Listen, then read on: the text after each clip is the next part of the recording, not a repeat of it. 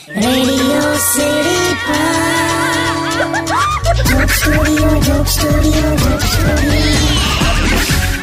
એટલી બધી વાહિયાત વાત કરી છે ને. એક મિનિટ હા, yes, radio city joke studio પર અત્યારે આપણે કિશોર કાકા સાથે બેઠા છે અને એમણે એમની એવી વાત કરી કે સ્કૂલમાં એમનું કેવું મેનેજમેન્ટ હતું, રેલવે લાઈન તોડીને અંદર ટોયલેટ લઈ લીધેલું ને આવું બધું. શું બકવાસ ચાલે છે. કઈ રીતે ભણ્યા હશો પણ કાકા તમે? એટલે એમાં એવું છે ને, હા કે ભાઈબંધ, હા, અમારા ટાઈમમાં છે ને હવે ટેકનોલોજી નથી લા, આટલું બધું પેલું ઇંગ્લિશ ટાઈપ કલ્ચર નહીં ને. બાકી એક જ મિનિટ ઉભી, એટલે તું પેલું કઈ પેલું શીખી લાવી છે ને, પેલું ફોટો પાડવાનું.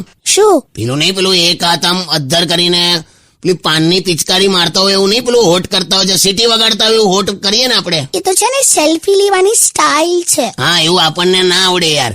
આ છોકરીઓ તો છે ને 10 પ્રકારની પિંક લિપસ્ટિકમાં પણ ફરક શોધી શકે અને આપણને ખબર જ ના પડેલા. આપણે તો શેમ્પૂની જગ્યાએ કન્ડિશનર થી વાળ ધોઈ નાખે અને બહાર આવીને એટલું જ કે ખબર નહીં યાર કે આ વખતે ફીણ ના થયું.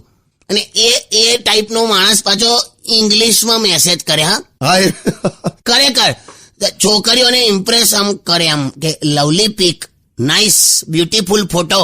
એ પાછો એટીએમ માં જઈને હિન્દી ભાષા સિલેક્ટ કરતો હોય. આવું છે. ઉભા રહો એક મિનિટ, મને અત્યારે એક મિનિટ બસ એક સોંગ વગાડી દેવા દો, પછી આપણે આગળ વાત કરીએ. Stay tune with radio city 91.1 joke studio with Kishore કાકા.